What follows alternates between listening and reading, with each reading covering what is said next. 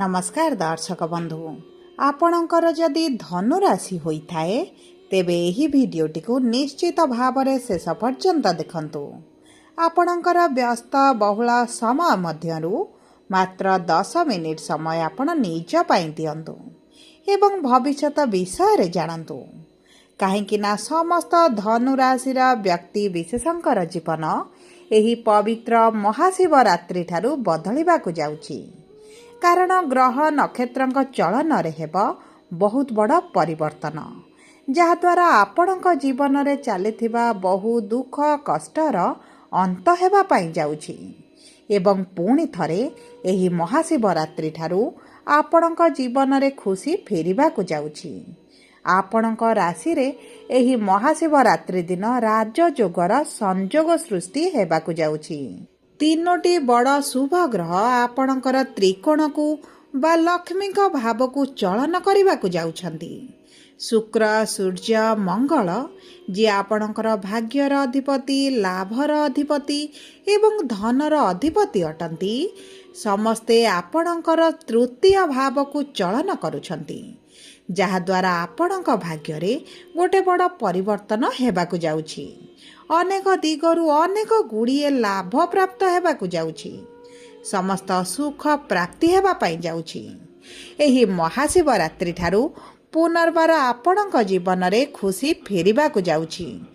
तेबे एबे आसंतु जानिबा एही महाशिवरात्रि ठारू कौन बड़ परिवर्तन हेबार अछि। एहा पूर्वरु जदि आपणकर भी धनुराशि होइथाए एवं आपण भी ईश्वर को आंतरिक भक्ति एवं विश्वास करती तेबे भिडियोटी को लाइक करंतु। कमेंट बॉक्स रे ओम नमः शिवाय अवश्य लिखि दियंतु।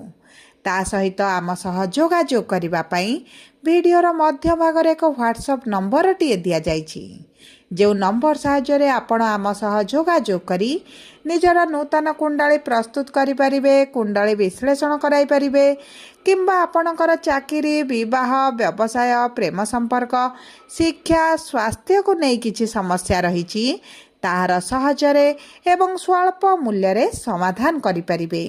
सेथिपाई आपण आम सह भिडियोर शेष पर्यंत जोड़ी होई रुहंतु एवं व्हाट्सएप नंबर माध्यम रे आम सह जोगाजोग करी खूब कम मूल्य रे आपणक समस्यार समाधान करंतु। एबे आसंतु कार्यक्रमटी को आग को बढ़ाइबा।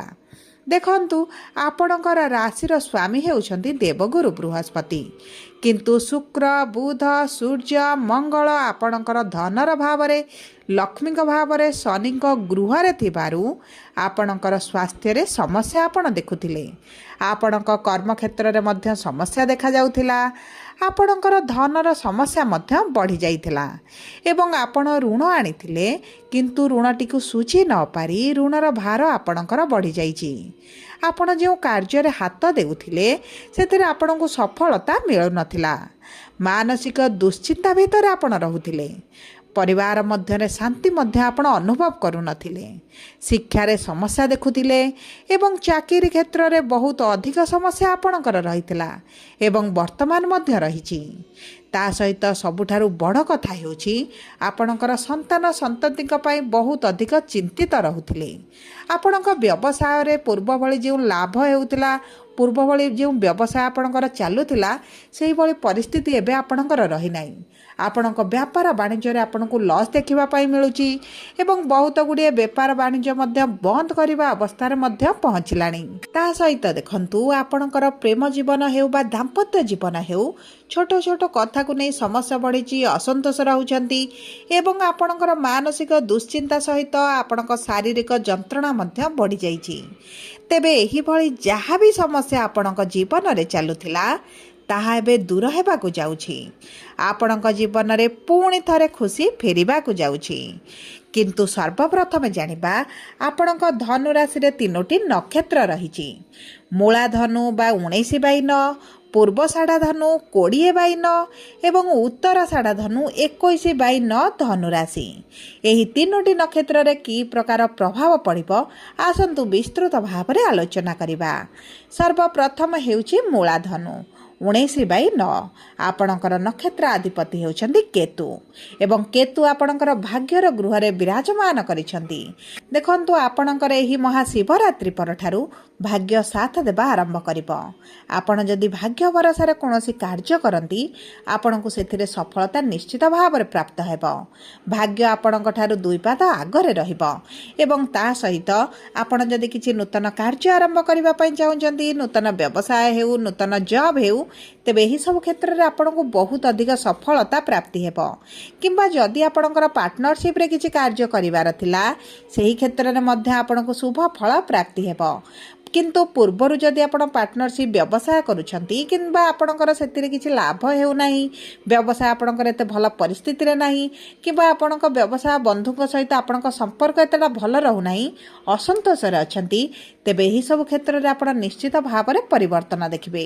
ତା ସହିତ ଆପଣଙ୍କର ଯଦି ଦୈନନ୍ଦିନ ରୋଜଗାର ରହିଛି, ଆପଣ ଡେଲି ଇନକମ୍ କରୁଛନ୍ତି, ସେହି କ୍ଷେତ୍ରରେ ମଧ୍ୟ ଆପଣଙ୍କର ବଢ଼ତି ଆସିବ। ତା ସହିତ ଦେଖନ୍ତୁ ଆପଣଙ୍କର ରାଶିର ସ୍ୱାମୀ ଗୁରୁ ଯେହେତୁ ସପ୍ତମ ଭାବରେ ଅଛନ୍ତି ଏବଂ ସପ୍ତମ ଦୃଷ୍ଟି ଆପଣଙ୍କ ରାଶିକୁ ଦେଉଛନ୍ତି, ଆପଣଙ୍କ ସ୍ୱାସ୍ଥ୍ୟରେ ଉନ୍ନତି ସହିତ ଆପଣଙ୍କ କ୍ୟାରିୟରରେ ମଧ୍ୟ ଆପଣ ବହୁତ ଅଧିକ ସଫଳତା ପ୍ରାପ୍ତି କରିବେ। ଯଦି ଆପଣ ବିଦେଶରେ ରହୁଛନ୍ତି କିମ୍ବା ବିଦେଶ ଯିବାକୁ ଚାହୁଁଛନ୍ତି ତେବେ ଆପଣଙ୍କ ପାଇଁ ରାସ୍ତା ପ୍ରଶସ୍ତ ହୋଇଯିବ।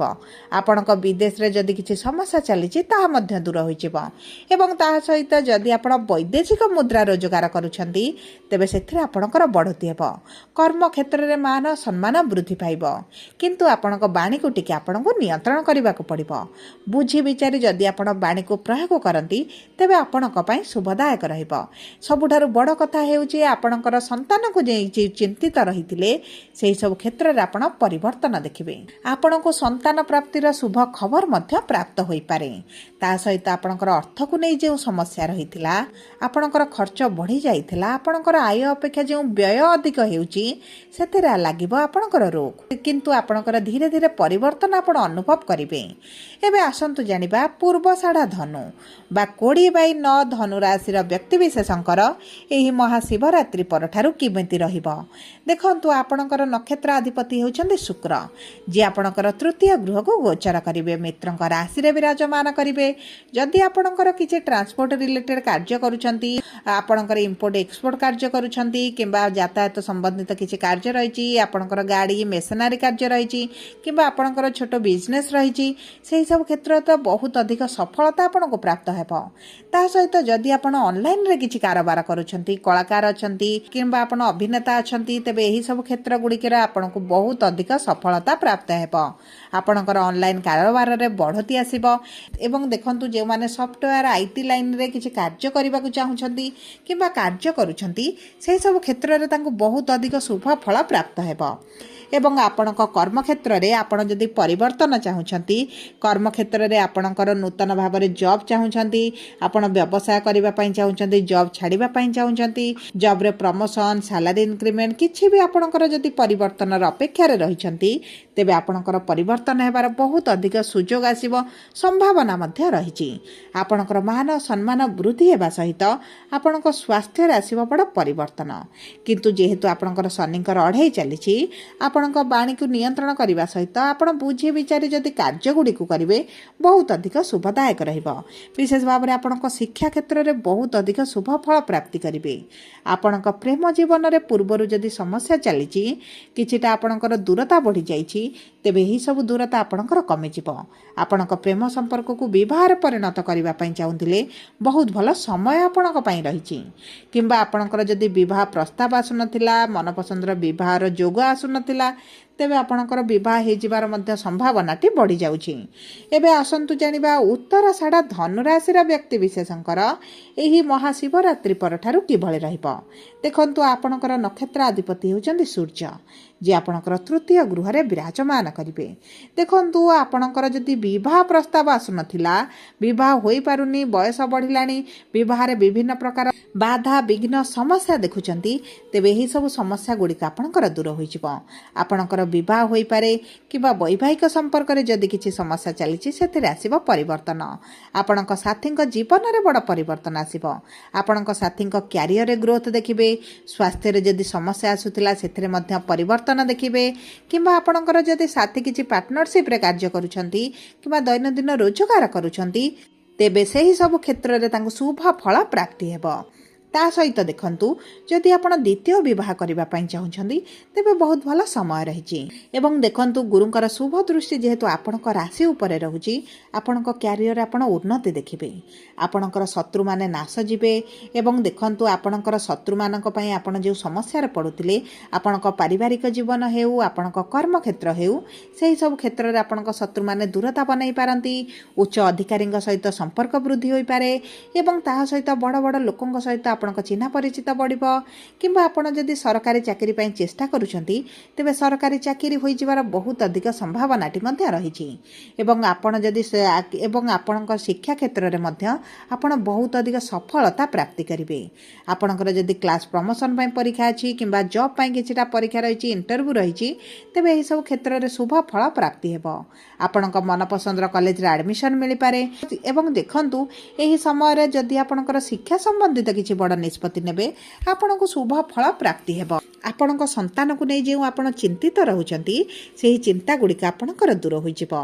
कारण आपणको संतानक शिक्षा रे हेउ तांको भाग्य रे बड़ परिवर्तन आसीबो। आपणको संतानक भाग्य तांकर साथ देबा आरंभ करिवो। तेबे सब परे आसंतु जानिबा आपणकर अशुभत्व को दूर करी शुभाशुभ फल को वृद्धि करिबा पई आपण प्रतिदिन गुरुंकर बीज मंत्र पाठ करंतु। गो मातांकर सेवा करंतु।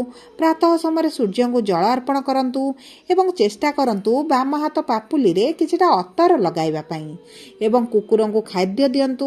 शनिवार दिन आपण जदि कला रंगर जिनिस किछि दान करंती तेबे आपणक पई बहुत अधिक शुभदायक रहिबो।